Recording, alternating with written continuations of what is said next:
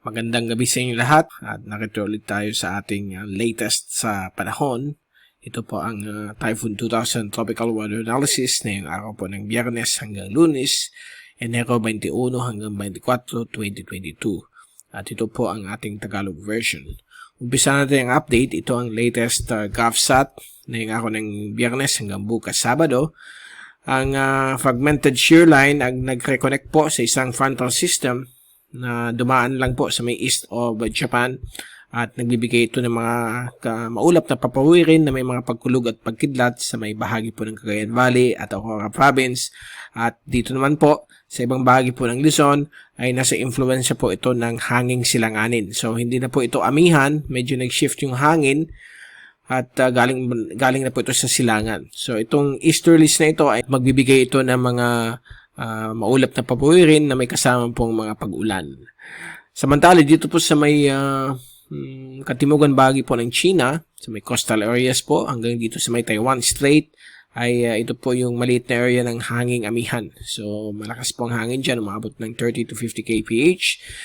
So far, yan po ang pagbabago ng hangin dito po sa area po ng Luzon, kasama po ang Kabikulan. So hanging silanganin po ito, easterly surface wind flow. Ang area po ng Eastern Mindanao at Southern Mindanao ay magkakaroon po ng mga maulap na papawirin na may pagkulog at pagkidlat sa loob ng 24 oras dulot po ng isang lumalapit na surface trough. At ang ibang bahagi po ng ating bansa ay magiging katamtaman po lagay ng panahon na maulap na kuminsan may mga pag-ulan at pagkulog at pagkidlat na inaasahan lalo na sa hapon o gabi. Wala po tayong nakikitang LPA but binabantayan po natin yung surface trough sa posibleng pagbuo o pagbuo ng isang shallow LPA. Samantala ito yung fast animation. So nakita po natin mga kaulapan ng easterlies at tinatawag nating shear line at yung surface trough dito na nakaka-affecto sa silangang bahagi po ng Mindanao. At ito naman po yung windy.com zoom in satellite animation. So nakita po natin itong mga kaulapan na dulot ng easterlies at shear line na ka-affect po sa iba't ibang bahagi po ng Luzon. Kasama po ang Kabikulan. At dito na po sa may Mindanao, ito po yung surface trough na nag-extend po mula dito sa may southern Micronesia. At ito naman po yung rain forecast sa susunod na 3 araw mula sa European model. At nakita po natin by tomorrow, Saturday, ay may mga inaasahan pa rin mga showers dito sa may silangan bahagi po ng Luzon dahil sa easterlies. At dito na po sa Mindanao ay dahil po sa surface trough. At sa linggo ay kakaroon po ng kakaroon po ng mas malalakas na mga thunderstorms sa Mindanao dahil sa paglapit ng surface trough at posibleng may mag-form po na shallow LPA sa may southeast of Mindanao.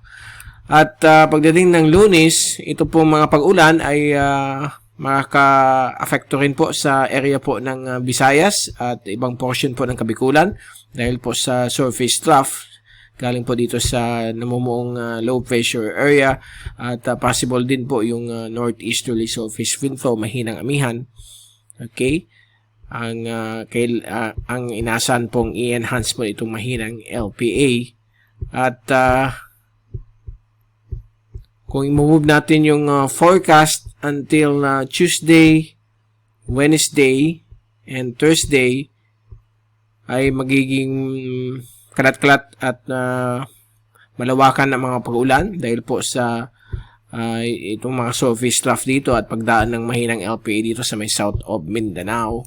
At kung titingnan natin yung rainfall accumulation for the next 3 days, so ito po yung epekto po ng shear line sa may eastern sections ng Luzon. Dito naman po sa may eastern Visayas at eastern Mindanao ay dulot po ng surface trough na papalapit dito po sa may southern Micronesia. At kung titingnan natin yung wind forecast for the next 3 days, so bukas po ng hapon, Sabado, ay mananatili po ang hangin silanganin sa Luzon at dito po sa may Visayas ay yung mahinang amihan. Sa linggo, ganun pa rin po, kakaroon ng mahinang amihan po dito, yung northeasterly surface wind flow.